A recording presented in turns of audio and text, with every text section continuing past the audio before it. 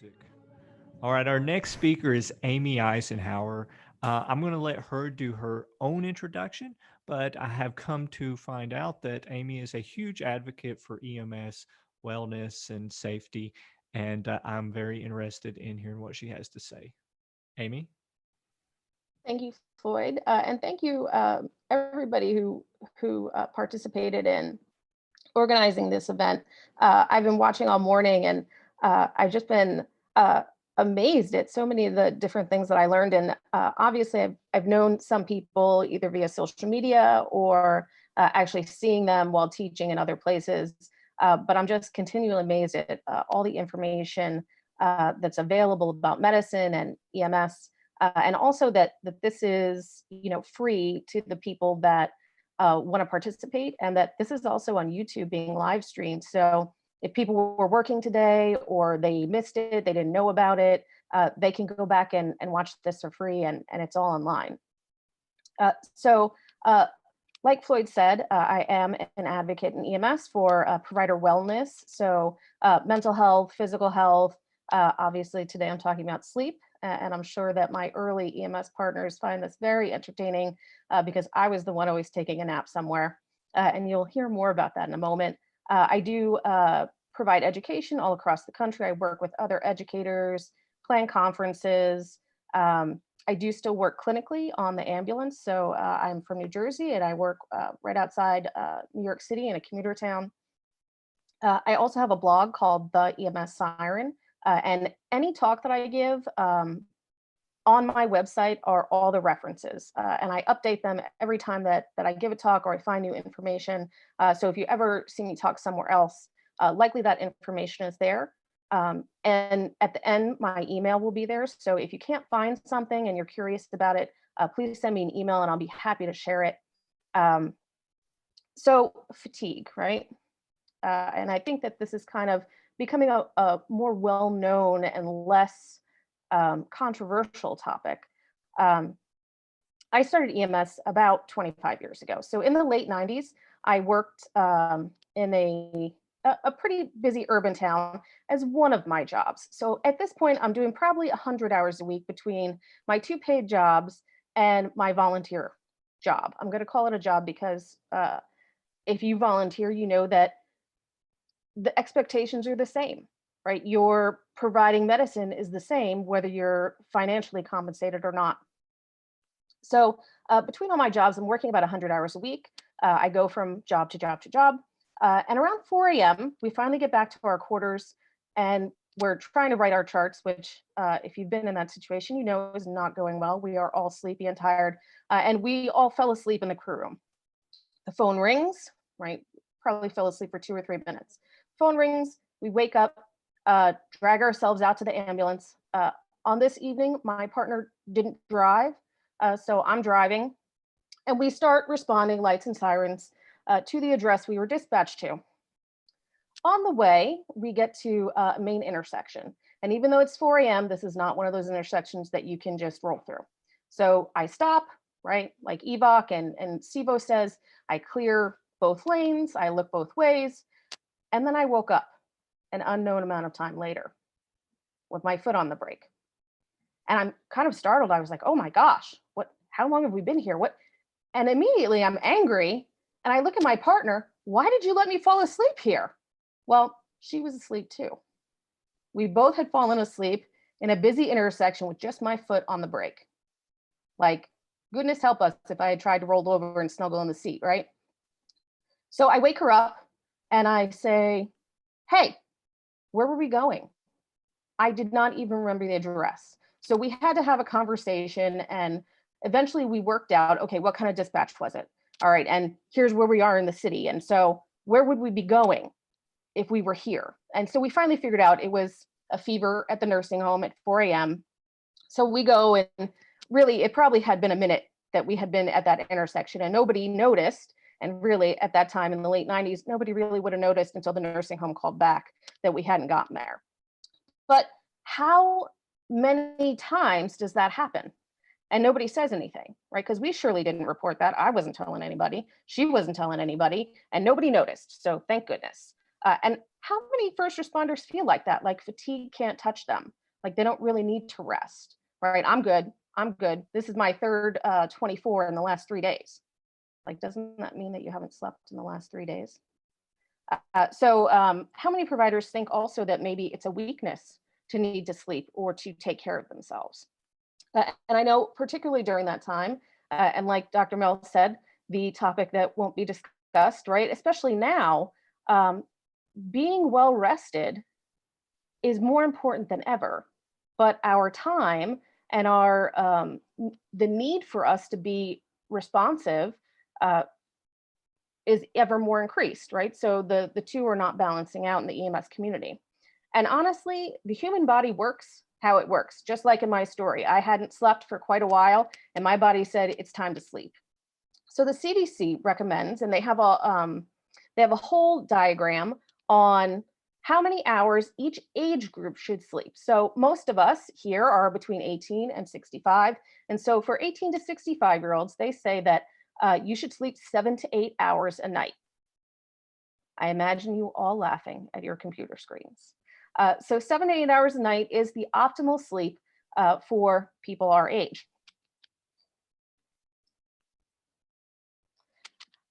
So I'm sure many of you have seen kind of these citations in relation to the correlation between um, reactive time and coordination and blood alcohol content and fatigue. So multiple studies have gained similar results, within small percentages of difference. So they test the memory, they test hand-eye coordination, they test reaction times every hour, right, for 18 to 24 hours, right? So they have somebody stay awake for all of that time.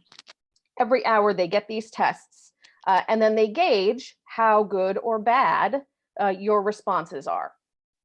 People go home a week later, a couple weeks later, they come back and they get them intoxicated. And then they gauge those tests, same kind of tests, and they compare the two. And that's how they arrived at these results. How do we react now to somebody coming to work drunk? Back 25 years ago, right? That might not have been such a concern, but now that's certainly not the case in the EMS community. Why do we allow people to come to work tired? And just to also note, fatigued people, the more fatigued they are, the less able they are to assess their level of fatigue, right? So the more tired you are, the more likely you are to say, oh, no, I'm good. I'm not tired. I'm all right. And anybody watching Netflix in the middle of the night, when you finally get to pick your movie and watch it, could probably attest to that. This is typically what we think about when we think about results of fatigue, right? And some policies even have, right, the person who's been on longer or the person who's tired stays in the back and treats the patient, and the fresher person drives. And so to some extent, that makes sense, right? Because you don't want everybody in the ambulance injured. But the New England Journal of Medicine did a study on law enforcement officers and found that the more fatigued they were, the less they were more likely to have ethical decision-making problems. And so this photo here is a screenshot from a video, and it's on YouTube. You can go find it if you like, from Orangeburg, South Carolina. And I believe this incident took place about a year ago at this point, maybe a year and a half at the most. So the gentleman sitting there, who's obviously the patient, was found naked walking down the side of a highway. The police were called, the police came, they called the ambulance. And so it's 3 o'clock in the morning, and these ladies respond out there and they get him. And he's not really being compliant.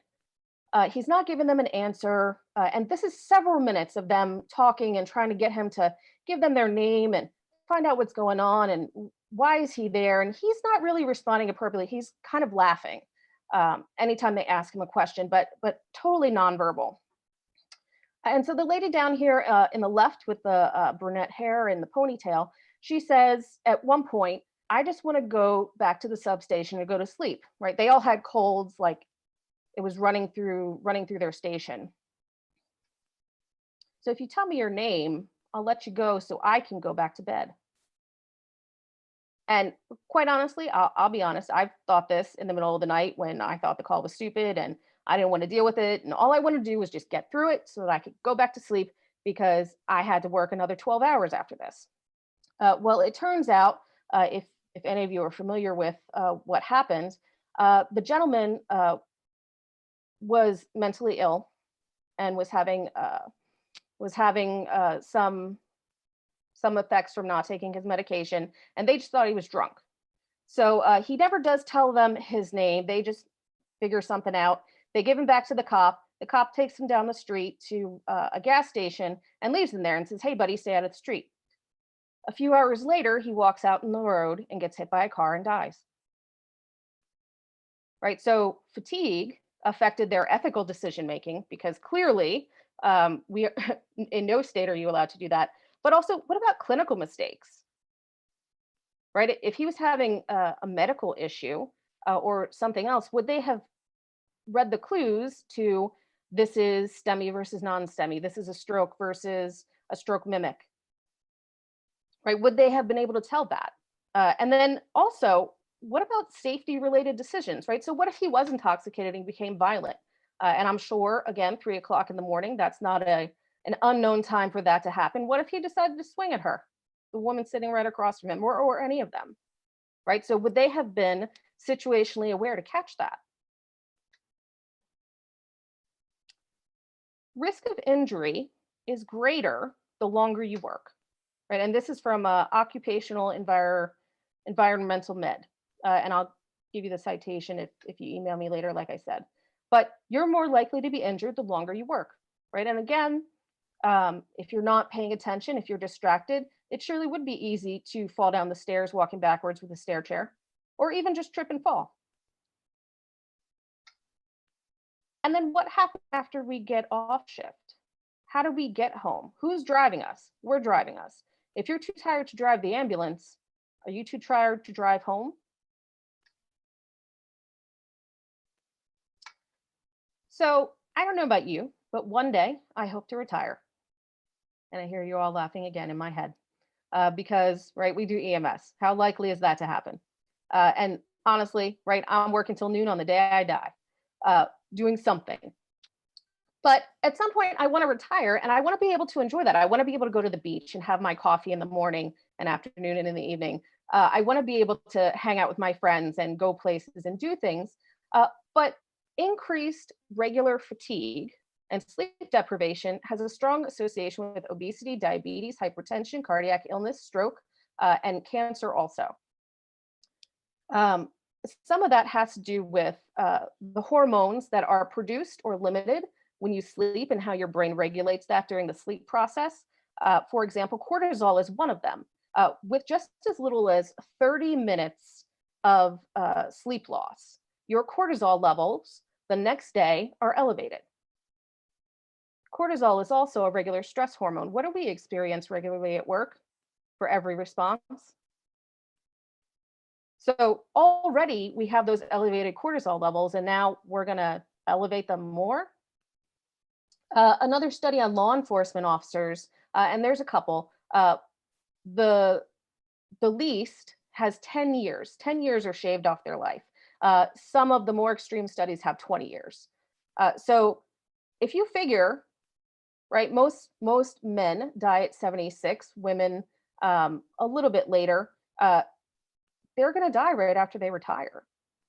And unfortunately, I've experienced paramedics that I worked with that retired and a couple years later they passed, right? They didn't have the time to enjoy the fruit of their work. So increased morbidity in these illnesses and increased mortality, like I said. And mental health is a big topic. And I'm glad that it's being talked about because when I first started talking or teaching, and then the topic that I talked about was mental wellness and suicide of EMS providers, I was told that was morbid and we didn't have a problem with it. So I'm glad that just a few years later, that it is being recognized as such an issue within our community. So increased fatigue, regular fatigue, also leads to increased opportunity for development of or agitation of mental health issues, particularly depression, anxiety, and PTSD. And again, that goes back to specifically PTSD, how the sleep process works and what is happening within our brain while the sleep process works. Um, so Lieutenant Colonel Grossman, he wrote a book called On Combat, and I saw somebody mentioned it in the comments earlier this morning. But as part of this, he talks about stress hormones and stress levels, but then he seeds into mental health and suicide and fatigue. And he cites a military study between pilots and the intelligence people that work with those pilots, and found that the pilots that have a really great sleep culture, right? Because the $1 million planes that we pay for as citizens, we want them to return unharmed. And of course, the pilots, right? We want them to return unharmed because they are also, morbidly a costly infrastructure. You spend a lot of money to train them. They're very talented, and we want to keep them. Well, the intel guys don't have that great sleep culture, because if you miss the intelligence you've been waiting for because you took a nap, you missed it. So what they found is that the intelligence guys that work within these pilot groups are 5 times more likely to complete suicide than the pilots. So why does this happen in EMS? And I think that we can all kind of contribute to that. But this is not just an EMS issue, right? Americans at large are sleep deprived. 30 to 40% of the population have difficulty falling asleep and are regularly fatigued. We also work multiple jobs to make a living wage, another topic that we could spend a lot of time on. We have other responsibilities outside of work, right? We all have families, we have friends, we have things we like to do. Travel time to and from work, particularly if you live in a rural community. Forced overtime. I have worked at places where I was ready to go and they were like, no, the board's too busy, you're staying, right? And I still had to come back at the regular time that evening to work. And some of it is also poor planning on our part, right? This belief that we can do everything. So what are we doing about fatigue in emergency services? Right, so NSEMSO has been working on a project for the past couple years, and you can find all of this information at emsfatigue.org or at the NSEMSO website. And so right now they're in phase 2 of this study. They released some evidence-based guidelines maybe a year and a half, 2 years ago. And so I'm going to discuss those in a moment. But now they've moved into an experimental study phase, and they're kind of in the middle of that. Some of the things that they recommend essentially is a fatigue and sleepiness survey, right? So ideally a checklist. And so some agencies have started using this, right? But providers have to be honest while answering it and feel not pressured to give the right answers. So personnel should work shifts shorter than 24 hours in duration. And it's also important to note, right, that this is an average, right, across the country. Some places that are very rural, that have 1 call every 3 days, might have a longer shift rotation than, say, where I live, where you could do 20 calls in 12 hours easily. So some of this depends on where you are in the country and what your call load is like. Right? Of course, I love the Starbucks. Personnel should have access to caffeine as a fatigue countermeasure.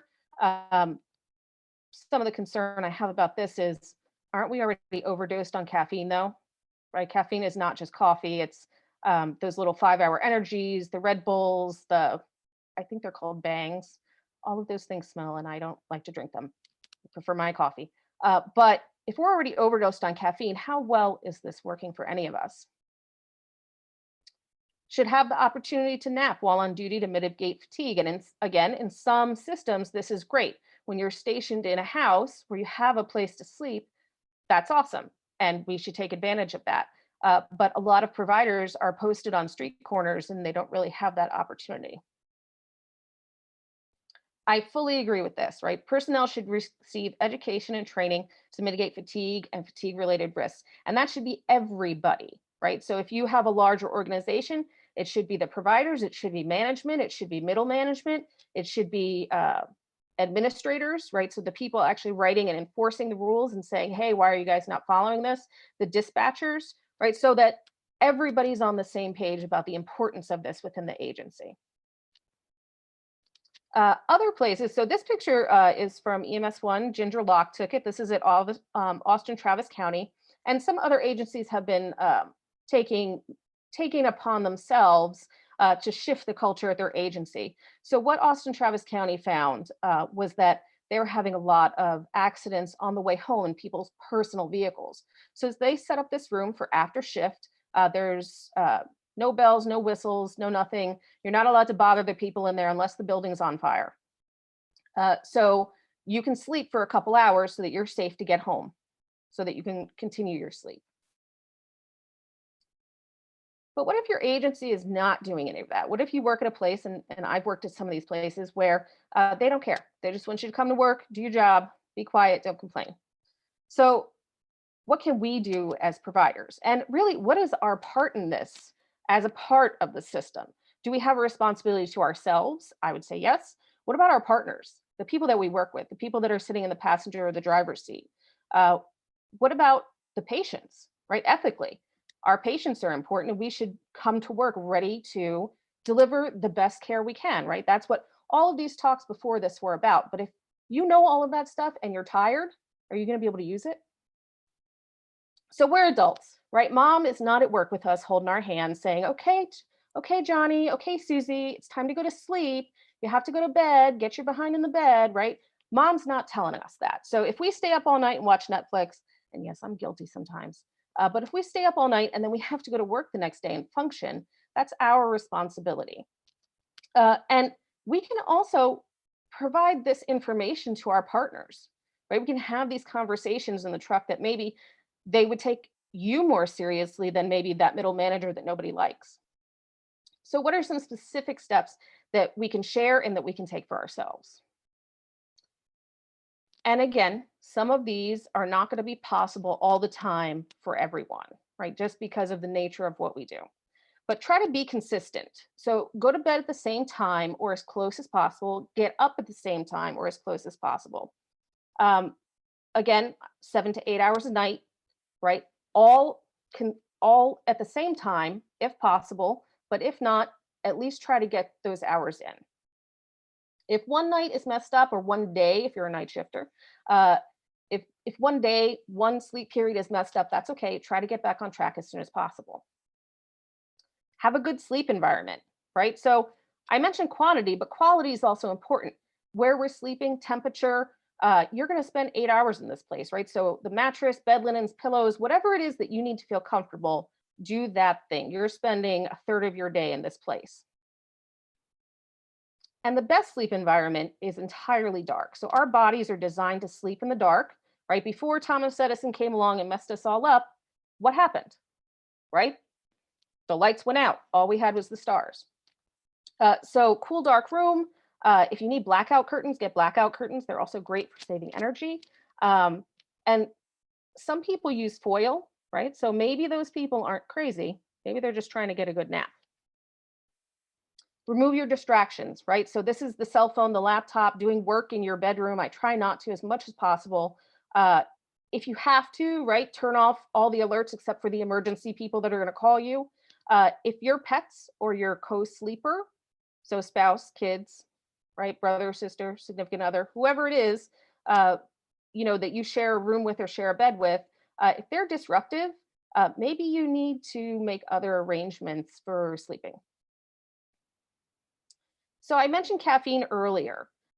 So no caffeine after what time, right? So caffeine has a half-life of 6 hours. That means half of that dose of whatever you took is still in your bloodstream, still affecting your mind 6 hours later, right? So be aware of when you plan to go to sleep and what you're taking into your body, right? So it's not just coffee, like I mentioned, it's other sources of caffeine as well. Maintain an exercise routine. So the lady in here is my friend Jenny Solomon. She's awesome. She is a former paramedic, fire instructor, but she also teaches yoga. And here she's at her station teaching the fire EMS folks yoga to help with some stretching. but 150 minutes a week increases your sleep quality by 65%, right? So it doesn't have to be yoga, it could be running, it could be walking in the park, it could be lifting weights, whatever you like. But that 150 minutes a week, which I think is like 20 minutes a day, right? So some activity for 20 minutes a day can increase your sleep quality. Meditation, there's an app called Calm. I don't get any money from them, and only a part of it is free. But I was having a hard time falling asleep. My brain was just going and going and going. And after the second day of practicing it, and they're 10 minutes a piece. After the second day, I fell asleep during the meditation. So it does help, it does work. You might also try square breathing or tactical breathing. Um, and again, Ginger Locke did a talk about that. So if you look that up from her, she'll tell you more about it. Try reading, right? So obviously, we know studying will put you to sleep. I'm in a class right now and I have to read all the things, and quite often I want to take a nap. But reading actual words, triggers a different part of your brain than watching TV or watching a movie or listening to music. Um, and it makes your brain more calm and able to focus more on falling asleep. So try reading before bed. And then naps, right? So if you didn't sleep that well last night, your cat wouldn't leave you alone, your dog kept jumping in and out of the bed, your partner snores, whatever the reason is, you can utilize naps. So what is the best amount of time to nap, right? So 20 minutes will give you a little energy boost. It'll not leave you feeling drowsy. You'll feel a little bit better. If it's more than 20 minutes, try to make it an hour and 30 minutes because that's a full REM sleep cycle. Your creativity will improve and you won't have that nasty nap time hangover. So, first responder fatigue, EMS fatigue, is not just about traffic safety. Like I said, um, we certainly see that, right? Because it's notable, but the effects are myriad, right? So, ethically, capability wise, right? Our ability to do our job, our ability to protect ourselves and stay safe. Um, and we must work together to address the issue, right? This is not just a agency thing. This is not just a federal government thing. This is a all of us have to do our part to reduce EMS fatigue. So I'm happy to answer any questions here, but you can also email me if you think of something later, and there is my website. Thank you, Amy. Excellent Oh, talk. thank you. I thoroughly enjoyed it. We do have a few questions. I think that there might be a little bit of an overlap. So let me try to Sure. summarize. Someone said that we all know shift work and sleep deprivation is detrimental to our health. What's the solution for those of us who have a difficult time sleeping during the day after a night shift? Then they said the only real answer is to not work shift work. And then someone asked, how can we manage the shift from night shift to days? So the first part of that is um, obviously there is some shift work here, and I worked nights for 20 years. Part of what I did was I had to talk to my family. So my mom, I would get done at 7. By 7:15, I was in the bed in my pajamas because I worked around the corner. It was great. And at 8:15, my mom would leave for work. So of course, at 8:15, she's knocking on my door, and most of the time, I was talking to her while I was sleeping. And we had an argument one day, and that's when we got to this conversation of I work all night and I need to sleep for my safety, for my partner's safety, to be able to do my job. Could you please leave me a note? Right? Or can you send me a text message? Right. So we figured out another way for her to leave me this very important information to her, um, sleep being more important to me. So we worked out a way for that. As far as shifts, I know that there are modified Pitman schedules where you switch from days to nights, et cetera. And I know that that is difficult to do for most people, right? When I work nights, I work nights. When I work days, I have to work days. Like I can't switch back and forth. I'm not a very nice person. So I would say just try to be as consistent as possible while you can, right? There's no perfect answer for the shift work conundrum. And that's not just EMS or first response, that's within other shift work communities as well.